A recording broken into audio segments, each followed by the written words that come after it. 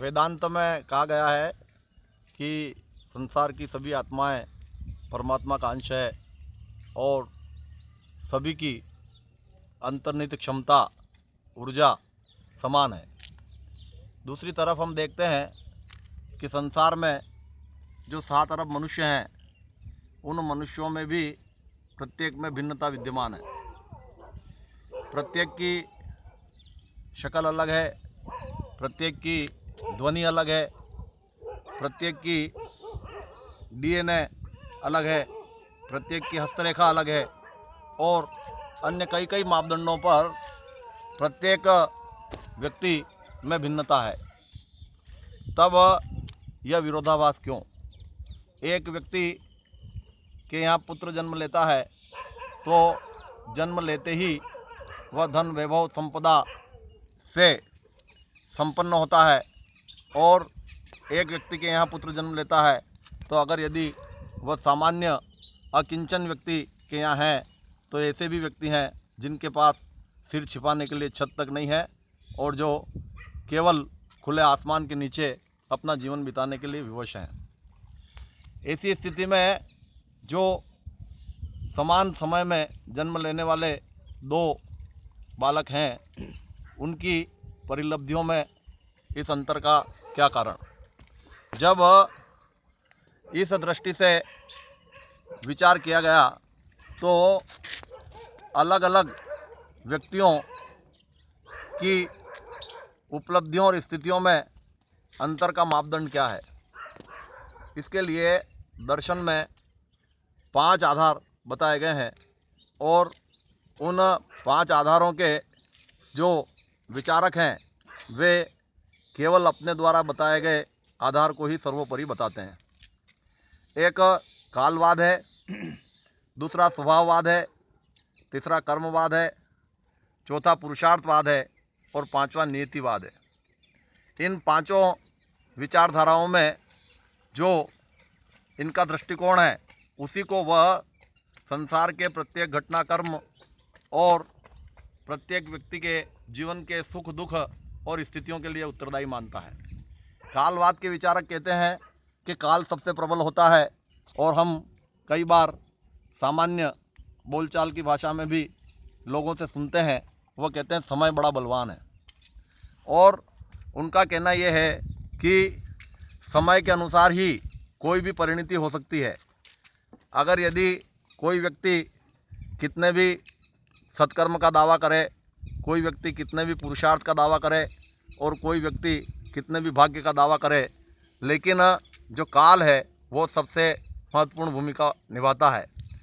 उदाहरण स्वरूप, अगर यदि एक बच्चे ने आज जन्म लिया है तो वह उसी समय बोल नहीं सकता, वह चल नहीं सकता, और काल के बीतने के बाद साल में 2 साल में वो चल भी सकता है, वो बोल भी सकता है। इसी तरह से अगर यदि किसी व्यक्ति के हाथ में अस्थिभंग हो गया है तो उसको पीड़ा होती है, वो कराहता है, लेकिन जब तक उसके हाथ पर प्लास्टर का पट्टा जो चढ़ाया जाता है वो 1.5 महीने की अवधि पूर्ण नहीं होती, तब तक वह उसका अस्थिभंग समाप्त होकर यथा स्वरूप में उसका हाथ नहीं आ पाता। समय के साथ ही उसमें परिवर्तन होता है। अगर यदि किसी को मंदसौर से इंदौर जाना है तो उसको 2 घंटे 3 घंटे 4 घंटे का समय चाहिए। अगर यदि 5 मिनट 10 मिनट में पहुंचना चाहे, नहीं पहुंच सकता। कहने का तात्पर्य है कि कालवादी कहते हैं कि समय की भूमिका सबसे महत्वपूर्ण है। स्वभाववादी कहते हैं कि स्वभाव महत्वपूर्ण है।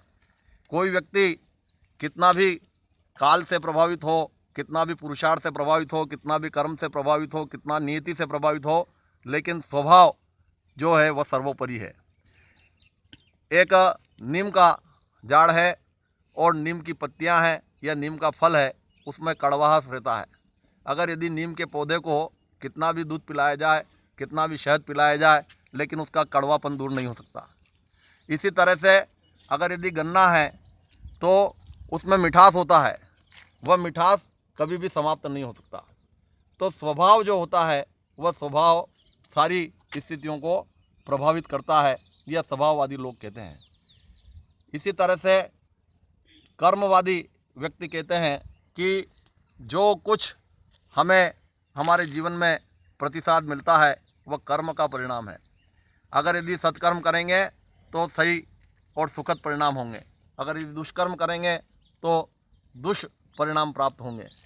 लेकिन जीवन में हम देखते हैं कि कई व्यक्ति जो दुष्कर्मों में, दुराचरणों में लिप्त हैं, वे सुख में और वैभव में अपना जीवन बिताते दिखते हैं। और जो व्यक्ति सदाचार और सादगी से अपना जीवन बिताते हैं, नैतिक आचरण का पालन करते हैं, उनके जीवन में भी कई कष्ट होते हैं। इसके बारे में समाधान भी दिया जाता है कि उसके जो कर्म हैं वो वर्तमान जीवन के ही हमें दिखाई दे रहे हैं, पूर्व जन्म के दिखाई नहीं दे रहे। आत्मा की शाश्वतता पर आधारित ये सिद्धांत है। इसी तरह से पुरुषार्थ का जो सिद्धांत है, उस पुरुषार्थ के सिद्धांत के विचारक कहते हैं कि पुरुषार्थ से ही व्यक्ति को कोई भी उपलब्धि प्राप्त हो सकती है, पुरुषार्थ के बिना कुछ नहीं हो सकता।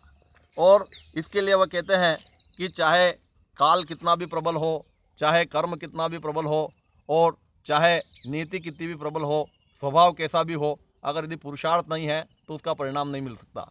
और उसका उदाहरण बताया जाता है कि एक व्यक्ति अपने घर से खाने का टिफिन लेकर जाता है और वह अपने कार्य अवधि के दौरान उसको खोलकर खाता नहीं तो उसका पेट नहीं भर सकता।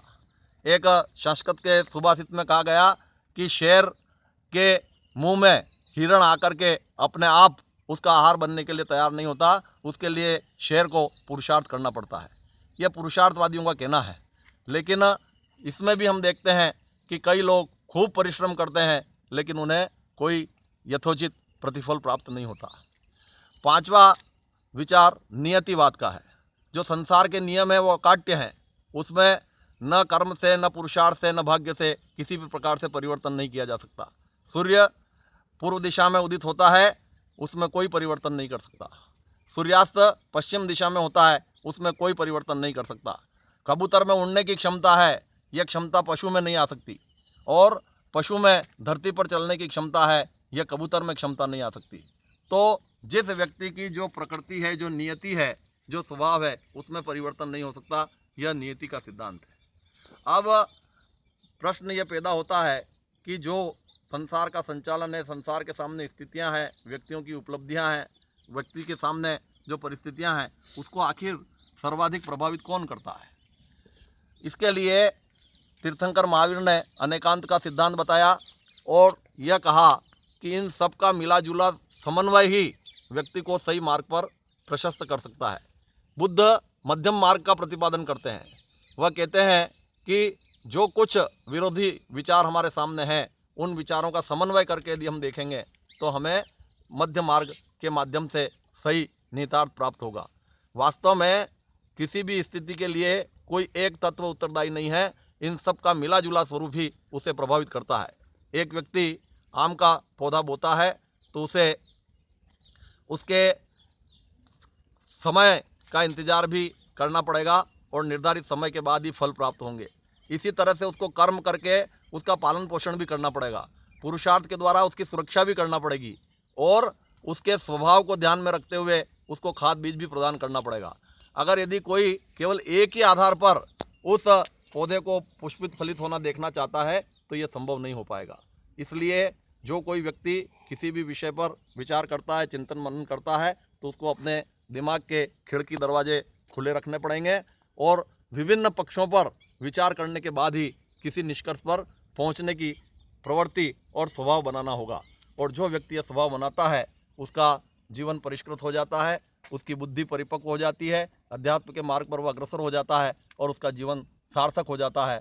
इसलिए जब कभी भी किसी भी विचार पर, किसी भी दर्शन पर हम विचार करते हैं, चिंतन करते हैं, मनन करते हैं, तो व्यापक दृष्टिकोण बहुत आवश्यक होगा। और इसीलिए अनेकांत कहें या मध्यम मार्ग कहें या विभिन्न धर्मों में, दर्शनों में, विचारधाराओं में जो ये समन्वयवादी विचार हैं, इनको हम अपने सामने रखेंगे, तभी हम सतमार्ग पर अग्रसर हो सकेंगे।